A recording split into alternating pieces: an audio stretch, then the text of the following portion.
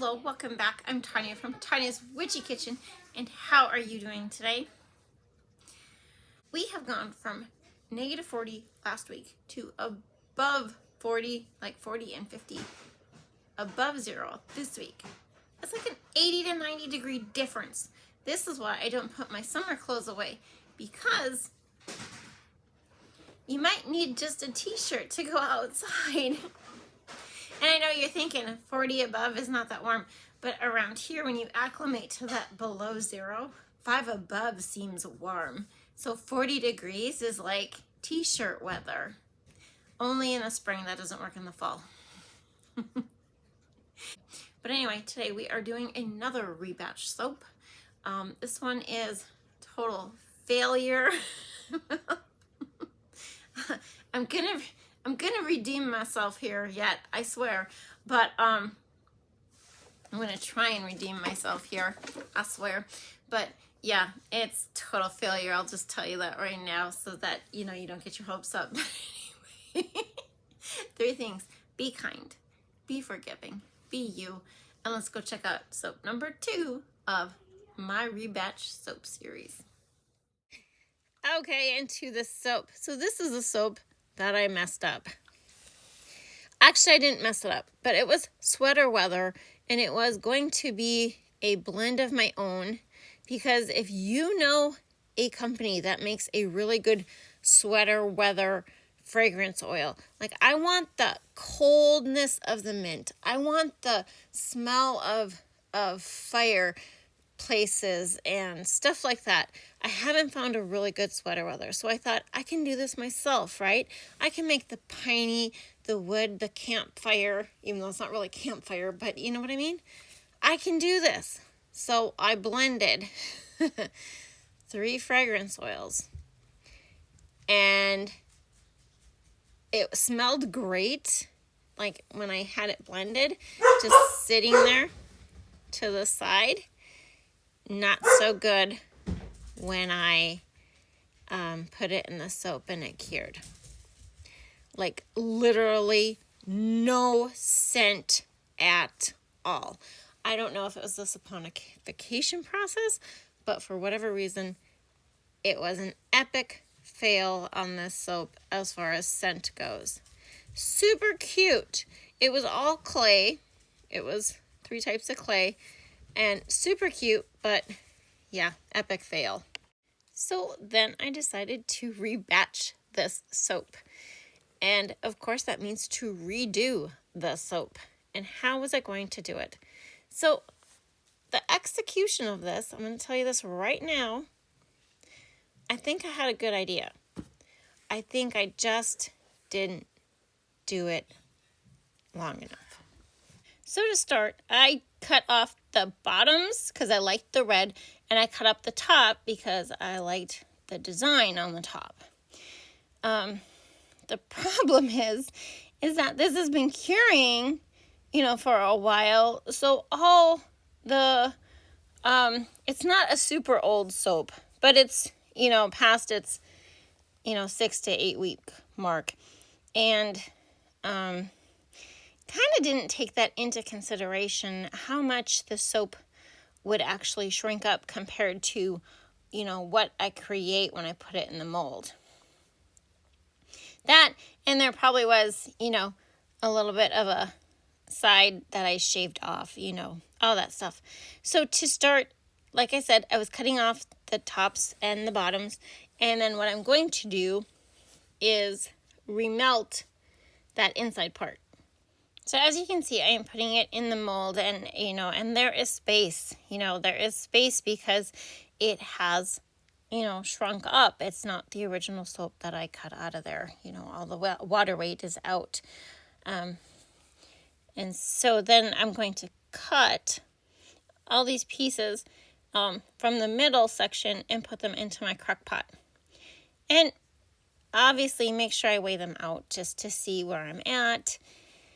How much do I have in there? It's just a fun process to see how much the middle part was.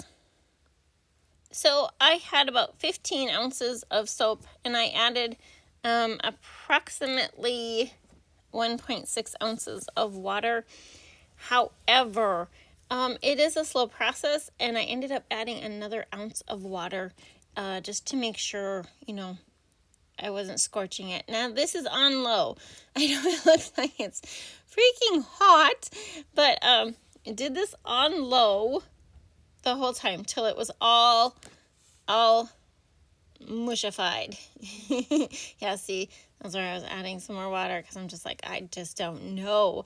But I wanted it all pretty much all liquefied, because then I'm going to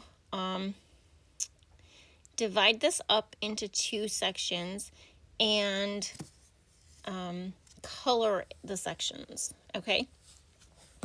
And like I said, I think my execution of this was spot on. I think this could be done in another setting. I just don't think I did it long enough and had the patience for it. You know what I mean? Yeah. So, you're like, what? We'll see. Maybe we'll do something again. Not sure. Not going to give any spoilers. But this is green oxide. I decided not to do a mica. I decided to do a pure oxide just for, to make sure I got a really good solid color going. And my fragrance is in the green. So I am refragrancing this. Not as much as before because it is a rebatch. So the green has eucalyptus mint, and the brown oxide, which I'm going to be doing shortly, has crackling firewood. Okay, we talked about the whole, what sweater weather means to me. It's brisk, it's cool, it takes your breath away, but yet there's that smoky scent, of wood. Probably because growing up we had a wood stove and that's what kept the house warm. So, maybe, I don't know. I just love the smell when we drive into town and everybody has their fireplace going and you can just smell the wood smoke. Okay, so this is brown oxide. Like I said, once again, just for a,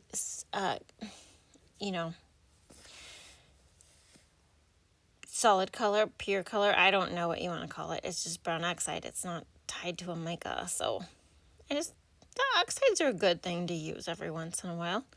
Okay, so the brown, crackling firewood. The green, eucalyptus mint. Dun, dun, dun, dun. Yep. Okay, so here's my thought process. The bottom of the soap is cold process. The middle of the soap is hot process. The top of this soap is cold process. Yeah, I think I had a good idea here. I know I had a good idea here for specific reasons. However, I kind of panicked. I did put it in the oven for 15 minutes at 375 degrees. And make sure you watch for bubbling because you can see that edge right there. I think it needed to be longer but less temperature. 250, I find it does kind of tend to bubble. 200, I don't find it bubbles. So maybe down the road, we'll see. We will try this again with,